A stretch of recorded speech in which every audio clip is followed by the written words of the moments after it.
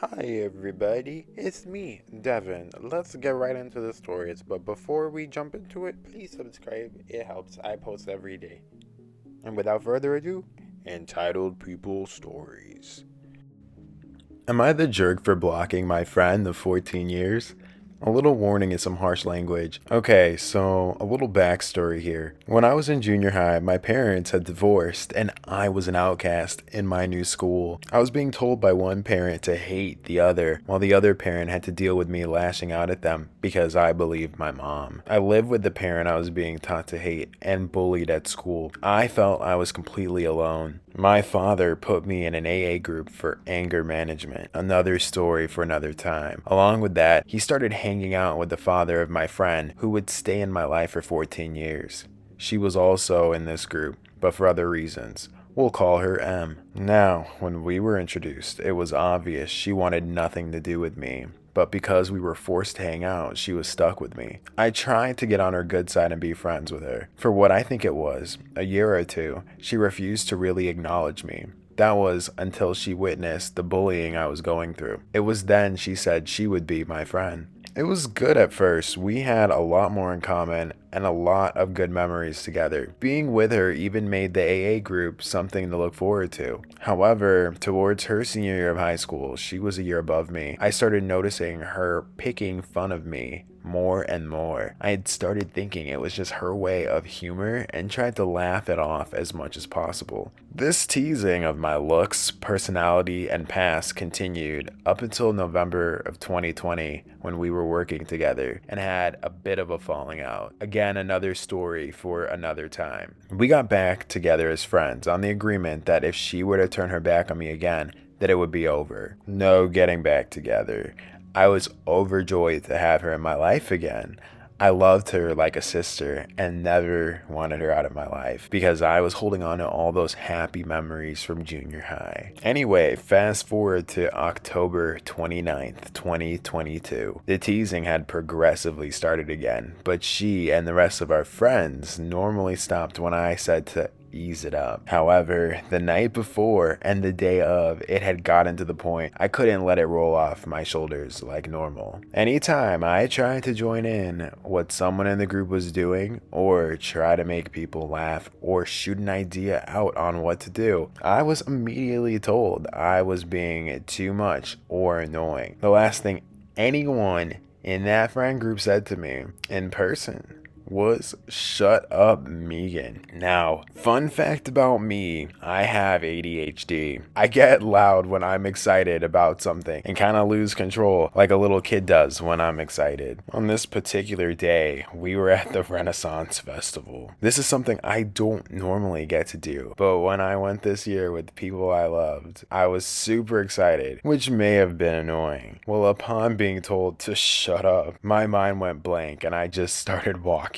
I kept walking until I didn't know where I was on the fairground. I began asking staff where the location of the area we were all meeting while still in a funk. I reserved a whole bench for us and waited patiently. They called and I told them that I was at the area waiting for them. They asked, "How did you get there?" I replied, "I'm not really sure. I was kind of in a funk when I was walking. You know, in my head. I don't remember if there was anything else said." But we hung up and I sat in anticipation as the show started. I waited for almost the entire show before packing up my things and leaving. No one messaged. No one called. Not even the next morning. Now, I work with two of the people in that group, one of which was them. The day after all of this happened, I had to work with the other friend. We said not a word to each other the entire day. I was fighting off tears while biting my tongue. On Halloween night, I didn't work, so I got to enjoy my Hallows Eve. The 1st of November is when the hit the fan. I had blocked about everyone in that group and not spoken a word to them at work. Em had left for the day, so it was just me and the other friend. Again, we were not speaking, but I didn't care. I had gone to the front of the building to look for a request time off sheet. We aren't supposed to hang out up there, but that isn't what I was doing. As I was searching, I came across what I didn't know at the time was the first draft of the schedule for the next 2 weeks. I became concerned with this and decided to reach out to M. The following conversation ensues. Keep in mind, words are altered for guideline purposes. Me, Hey, why are my hours being cut for the next 2 weeks?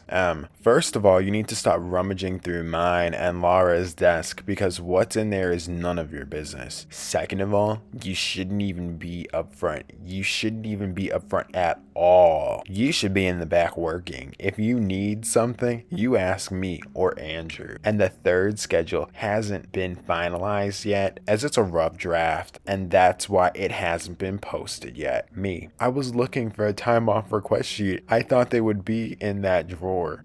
Write it on a sticky note and put it on the desk then. Okay then, problem solved, right? Wrong, sir, because she continued. If you want to have an adult conversation with no immaturity, then I will be here to talk. If not, then I don't want to hear complaining about things. I haven't done anything to you, so I don't know why you decided to block me on everything and ditch me on Saturday. Oh, this made me snap. I admit that I had began to lose my composure, but remember, this was the same stuff that I had dealt with for 14 years. I had bottled up each one of these angry feelings for so long. Keep in mind, names are altered. Me. Ditch you?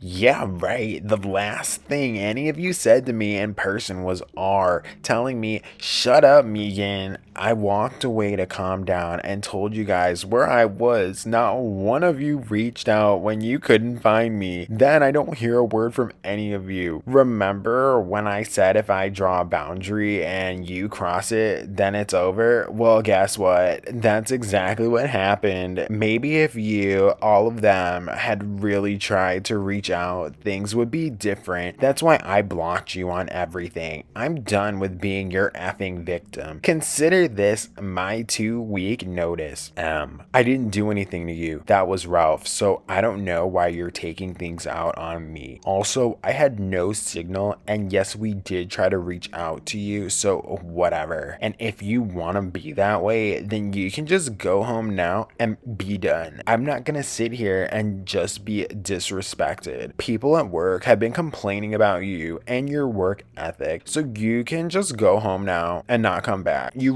really need to grow up. You're 25 years old and acting like a child. The next part I sent via audio clip of pure anger and seeing red, so I apologize for the language. Me, you know what? It's fine. Be that way. Stupid girl. You know what? Forget you. Forget this place. Forget you and all the 14 years I've known you. I would have come after any one of you, but no, you chose to abandon me. Yeah, you're done. Bye. Me, another audio clip. The next time you need something from me, I'm going to tell you to jump off a cliff. You're a terrible person, and I hope your husband leaves you. Not my best moment, I admit. No, I was heartbroken. I had let her back into my life with the promise things would be different, but they weren't. I was so far gone that I wanted to do something drastic. I went into a really dark place in my life. Can't go into details due to guidelines, but Em was the only friend I had known throughout my childhood. Losing her felt like losing a blood relative. I stopped just before there was no going back. Well, yes, logically, I knew she was toxic for me. There still is a part of me saying that I was in the wrong. So Reddit, am I the jerk? Oh, sweetie, so not the jerk. You need to think about your health and well-being before anything or anyone else. Those aren't friends. Those are acquaintances. People who need to trash or dumb down others to make themselves look and or feel better. Leaving them and your current work environment is the first step to a better you. Please also look into possible therapy or counseling. It's good to be able to talk with someone not involved in the situation that can give you honest advice and possible direction. Good luck. Not the jerk. I had a person in my life like that too. I blocked her out of my life. Besides, if her phone was OOS, don't those places have like speaker systems in place so you can find your friends? What was stopping them asking someone to help find you? Not the jerk. Sister stole my money. Mother tried to punish me for calling her out. This happened when I was 14. It was roughly a year, give or take, before my parents divorced. My younger sister was always spending her allowance like it was water, especially on makeup, mall food, video games, and clothes from Hot Topic. While I had an allowance too, my dad had me earn it more by cleaning house and doing yard work because my sister never lifted a finger unless dad was there to supervise her, and my mother never made her do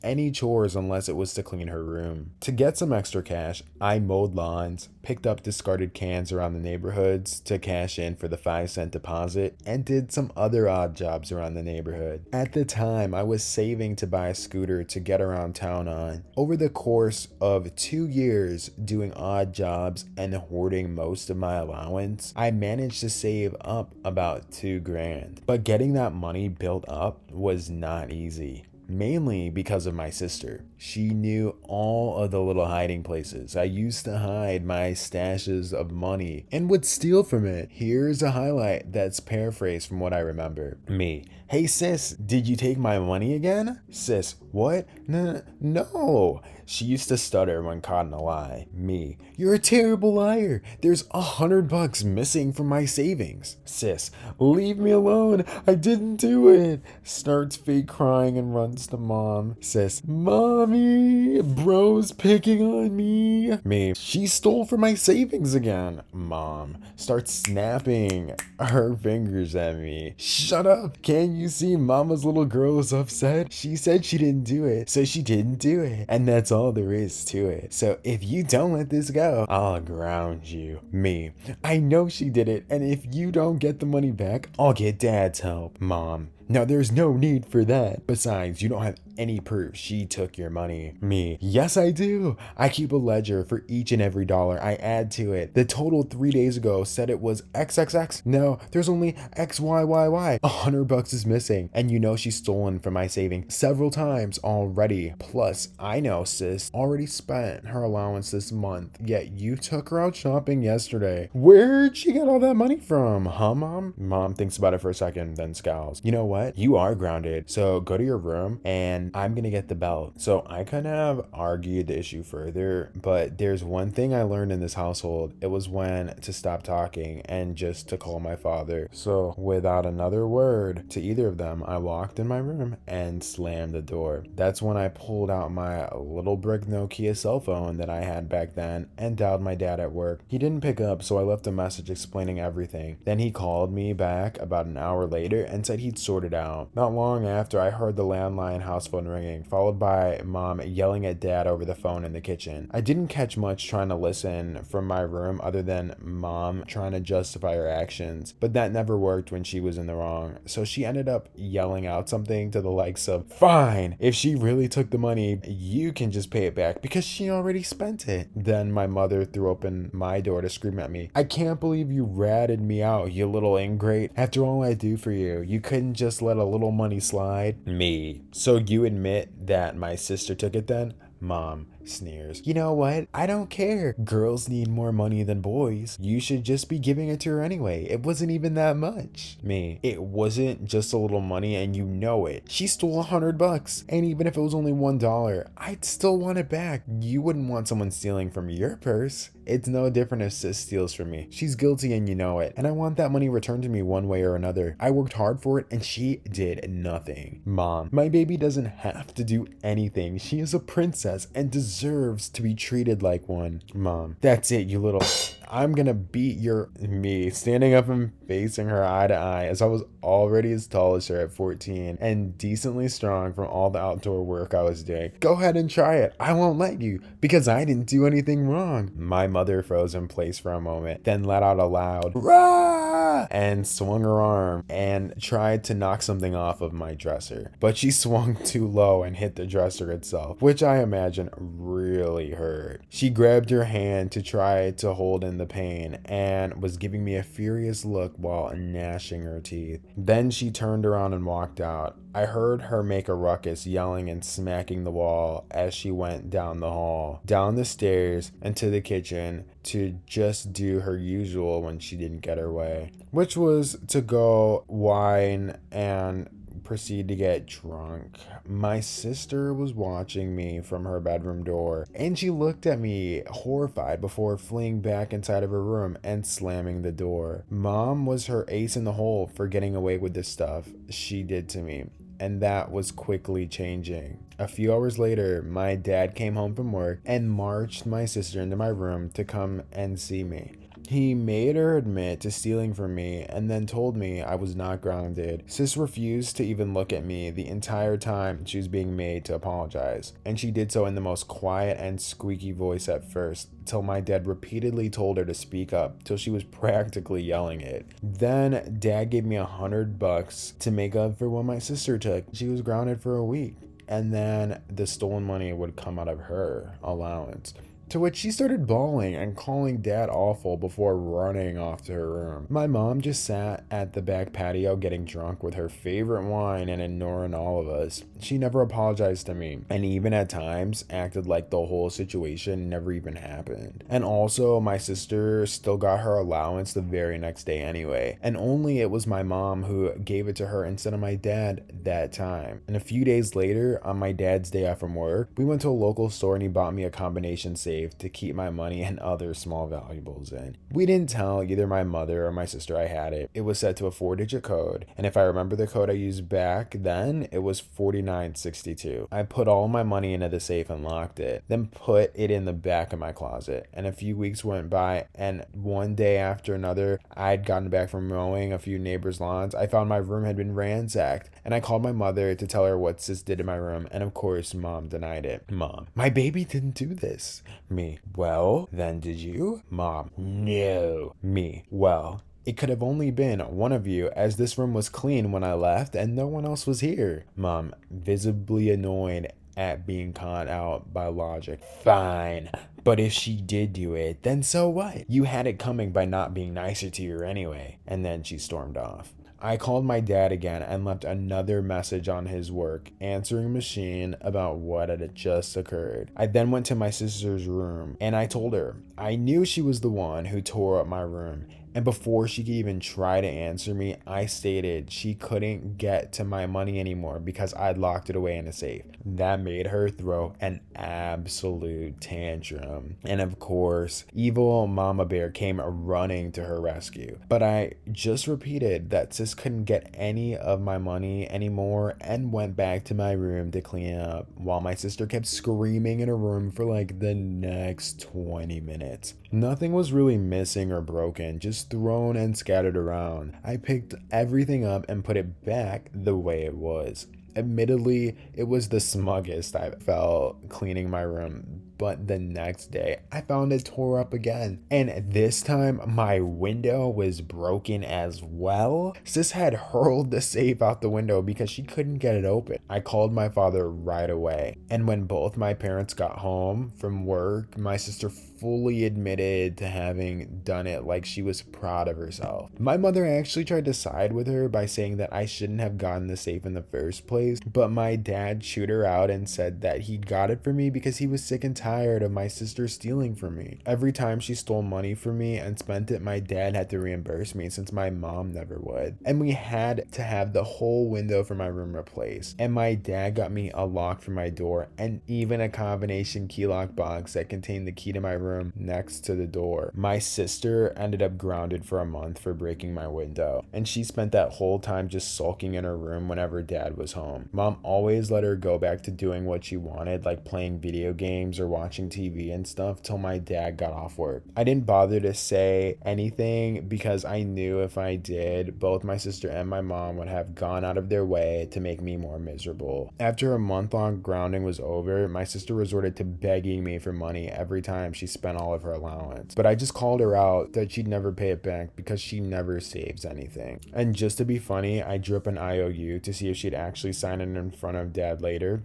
and she tore the paper in half and went crying to mom again about how I was being mean to her. And mom would try to make me cough up the money for her, but I just reminded her of what dad would do. So if my sister wanted any more cash, it wasn't gonna come from me. After this, my mom actually tried to get me sent to military school, but dad didn't let her. Also, for those wondering why my dad didn't just help me get a savings account back then, I really don't know. I guess saving it in cash was just how we did things. Edit, fix spelling error. Poor sister, her life is gonna be absolutely miserable. She has no idea how to adult, not even a teeny tiny little bit, and most people have an idea of where to start by the time they are in their teens. She is going to go through life unable to take care of herself, get a job, her own place, friends, anything. She's going to be the 40-year-old single mother living with her mother and zero prospects. And someday when it's your mother's time, sister is going to be committed to a psych ward because she won't be able to live on her own. Feel free to show sister this comment. Maybe she will see how this could really be the direction her life goes if she doesn't fix herself. And maybe she can get her head on right before it's too late. You may want to read the previous 2 stories I posted. My sister is 28 now and expecting mother. She's also well aware of this Reddit account and doesn't mind. She and I are both NC, no contact, with our mother now for a lot of reasons. You'd have to see the other stories to know. That's good. If something snapped her out of it along the way.